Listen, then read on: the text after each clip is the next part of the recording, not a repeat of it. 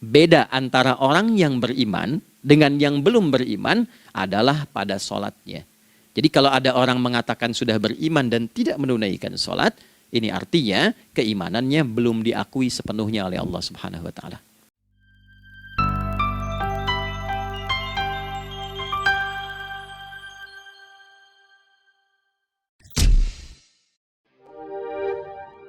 Jadi dalam poin ini penting pembedanya di sholat. Itulah sebabnya kenapa dari kecil kan, usia sekian, dari mulai 3 ke arah 7 tahun contohkan. Ya, orang tuanya sholat bentangkan sejadah. Kalau bisa kalau anak sudah mulai suka tuh kasih model sejadah yang anak-anak sukai bentuknya. Ya, dulu ada anak saya senang model mobilan, saya tidak sebutkan supaya tidak endorse gitu ya. Dikasih sejadah dengan pola itu, dia senang tuh ikutin. Kita nggak minta sholat, dia datang sendiri. Ya, nanti setelah mulai 7 tahun kan baru diajarkan dengan baik, diajak ke masjid kalau yang laki-laki. Demikian seterusnya. Ya, mengapa dari awal dituntun seperti itu? Untuk memberikan sebuah penguat bahwa penjagaan iman dimulai dari sejak dini. Ya, tapi di Indonesia saya perhatikan kelasnya sudah advance. Ya, TK sudah manasik gitu. Itu satu ya. Karena nanti kalau Nabi bilang begitu artinya akan terjadi orang mengatakan beriman tapi tidak sholat. Ya, makanya keras dari awal Nabi katakan bahwa pembeda antara orang yang beriman dengan yang baru klaim beriman itu pada sholatnya. Ya, pada sholatnya. Mengerjakan sholat maka sah status imannya, tidak menunaikan sholat maka bermasalah imannya. Itu poin yang pertama. Yang kedua teman-teman sekalian, ibadah. Kita lanjut ya. Sholat adalah bagian pokok terpenting dari ibadah. Nah, di sini kita akan mulai membuka sedikit rahasia terkait dengan aspek ibadah ini. Teman-teman sekalian, ternyata sholat ini ketika oleh Allah diturunkan dalam Al-Quran, dalam konteks penunaian ibadah, bukan berarti hanya mengkoneksikan atau mengkorelasikan hubungannya dengan iman saja, bukan. Karena saya beriman, saya buktikan ibadah nyembah Allah lewat sholat. Dalilnya Quran surah ke-20 ayat 14. Innani anallah la ilaha illa ana. Aku tegaskan akulah Allah, nggak ada Tuhan yang layak dipertuhankan dan disembah kecuali saya.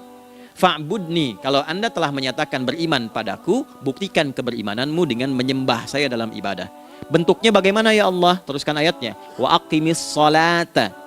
Tunaikan sholat sebagai bukti ibadah. Itu li dzikri, sebagai zikir kepadaku. Jadi korelasi antara ibadah dengan iman sudah kita sebutkan dalilnya. Sekarang ibadahnya tersendiri ketika ditunaikan, apa manfaat dari ibadah itu? Mengapa mesti ada 5 waktu? Dan apa turunan manfaatnya dalam kehidupan kita? Kalau kita mengerjakan itu, dampaknya kepada kehidupan kita apa? Nah, inilah indahnya di dalam Islam, dijelaskan dalilnya, diberikan contohnya, diberikan alasannya, dan yang paling indah, diberikan penjelasan dengan detail tentang manfaat-manfaatnya. Ini tidak ditemukan di dalam konsep keyakinan manapun. Kalau teman-teman boleh mau riset silahkan. Ada nggak satu keyakinan agama tertentu yang dari ibadahnya tuh diatur? Cara memulainya, bacaannya, detailnya, manfaatnya, waktunya, sampai dengan hasilnya, sampai kiamatnya. Ini menunjukkan bukan karya manusia. Bukan karya manusia. Kalau karya manusia setiap orang bisa buat itu.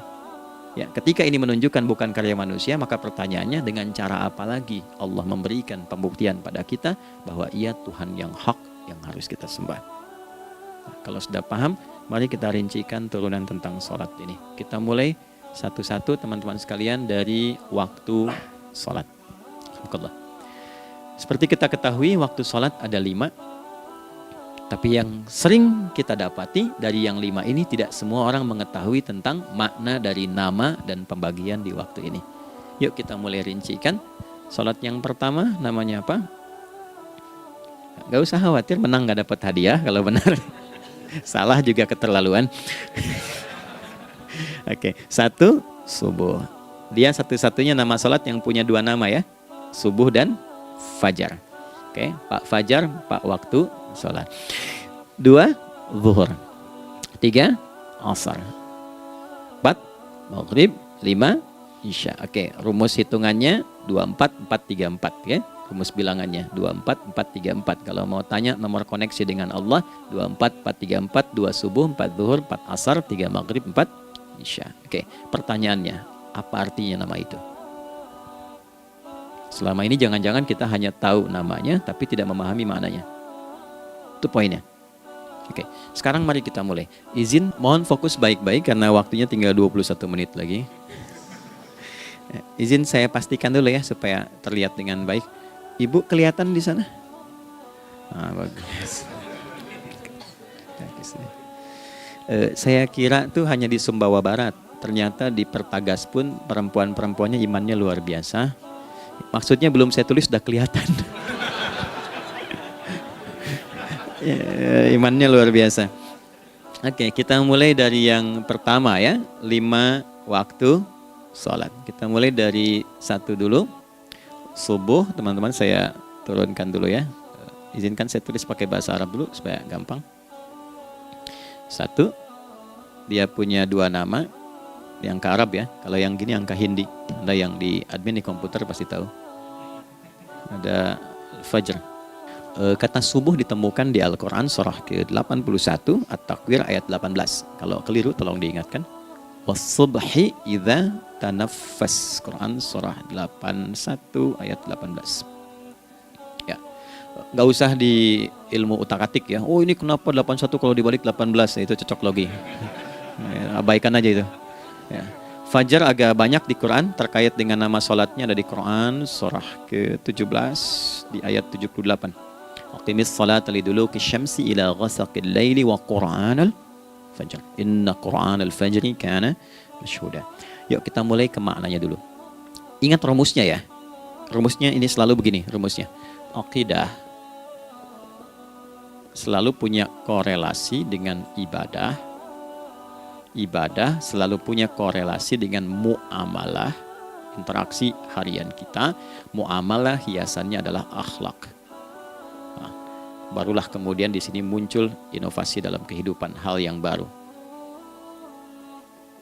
Hidup ya, yang mengacu pada 2 kebahagiaan yaitu dunia dan akhirat. Ya, konsepsi ini nanti ditemukan di Quran surah ke-2 Al-Baqarah ayat 201 dan menjadi doa paling favorit umat Islam Indonesia saat ini. Rabbana atina fid dunya fil akhirati. Oke, ya cukup. Subuh. Ini rumus dasarnya. Dari akidah kita beriman, pembuktian imannya lewat ibadah sholat. Apa hubungan sholat dengan aktivitas harian kita? Subuh asalnya terkorelasi dengan kata asbah. Oke? Asbah itu asalnya sesuatu yang sudah siap dengan rencana yang matang. Baik, orang Arab tuh kalau bertanya begini, kaifa asbahta ya akhi? Kaifa asbahti ya ukhti? Bagaimana kabarmu di pagi ini? Itu bukan hanya nanya kabar kesehatan. Beda dengan kaifa haluk, beda. Ya, itu bertanya bagaimana kabarmu hari ini, aktivitasmu bagaimana? Lancar, sudah siap, planning bagus dan sebagainya. Ya, itulah sebabnya ketika Allah bersumpah dengan awal waktu, penandanya adalah planning kegiatan. Ya, was-subhi, dan aku bersumpah demi waktu subuh, awal mula untuk berkegiatan, idza tanafas, apabila sudah mulai bergerak bersamaan dengan nafas yang keluar itu, maka sudah jelas rencana yang dibuat. Ya, jangankan kita, semua alam itu, semesta itu seluruhnya bukan hanya bertasbih, tapi beraktivitas dalam tasbihnya. Di waktu subuh, matahari sudah mulai bersinar kan? Ya, dan sinarnya mengambil manfaat loh, mengandung nilai manfaat, memecah keheningan malam dan menghilangkan kegelapannya. Gelap mulai hilang, datang kemudian sinar yang memberikan kita bimbingan untuk beraktivitas. Tumbuhan dimulai waktu itu sudah mengeluarkan oksigen, menyerap karbon dioksida. Saya waktu di Utrecht, di Delft di Belanda, ya, saya coba ingin membuktikan, kan adzan nggak terdengar keluar ya. Jadi sebelum waktu subuh itu saya keluar, kebetulan flatnya waktu itu dekat area hutan yang agak rimbun, enak gitu, udaranya bagus. Itu sebelum subuh terasa karbon dioksida, walaupun cuma beda hampir 1 menit. Tapi begitu masuk waktu subuh, keluar kesegaran yang luar biasa, oksigen yang keluar.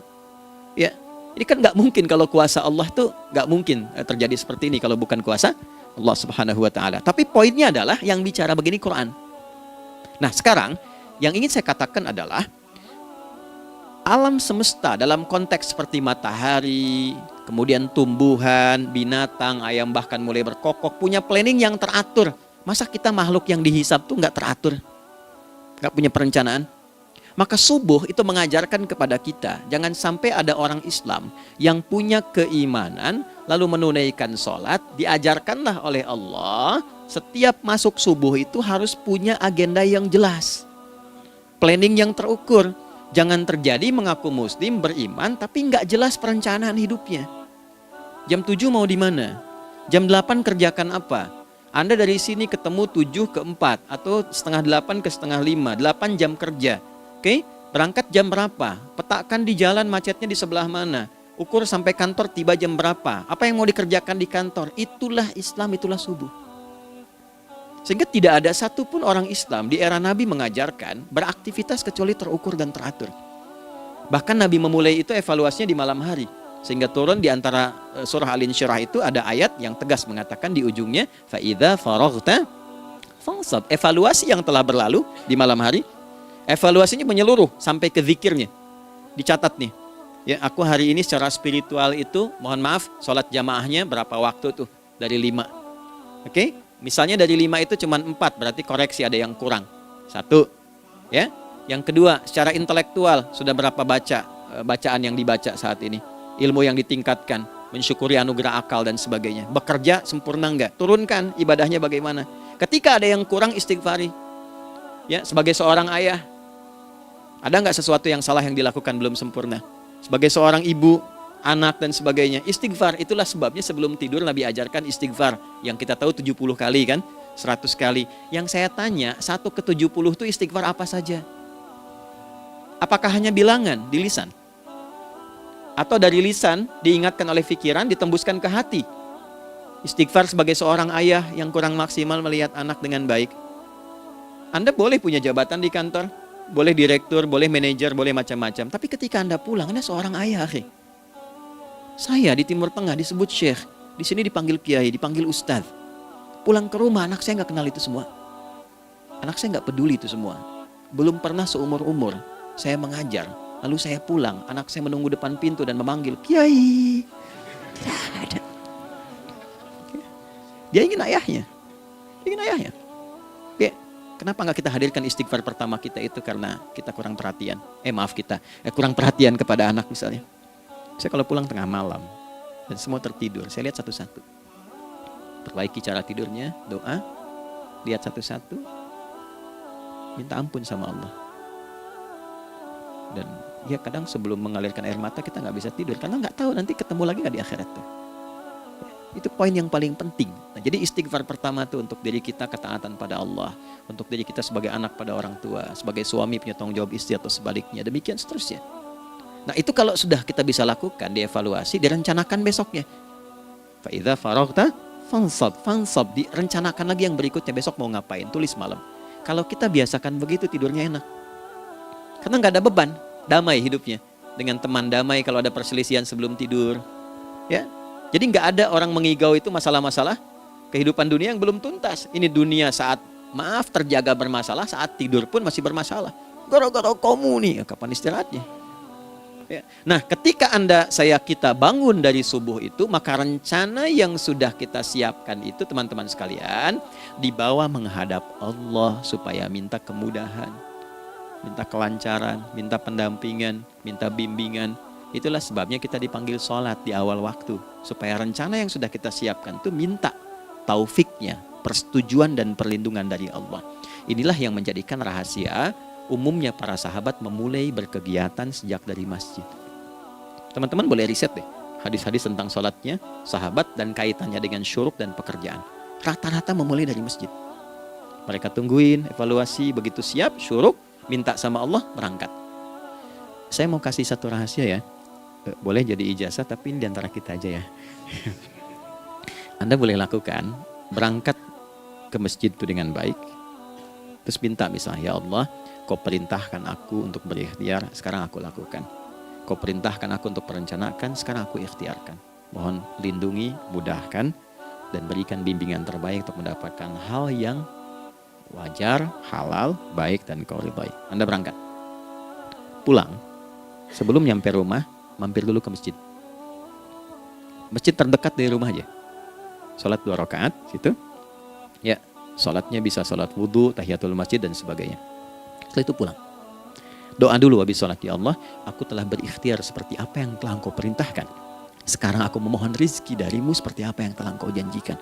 Kalau dengan semua ikhtiar ini belum cukup menurunkan rizki darimu, maka mohon tunjukkan padaku saat ini dengan cara apa lagi aku mesti berikhtiar. Oke? Silahkan Anda pulang dengan suasana itu ke rumah dan lihat apa yang terjadi.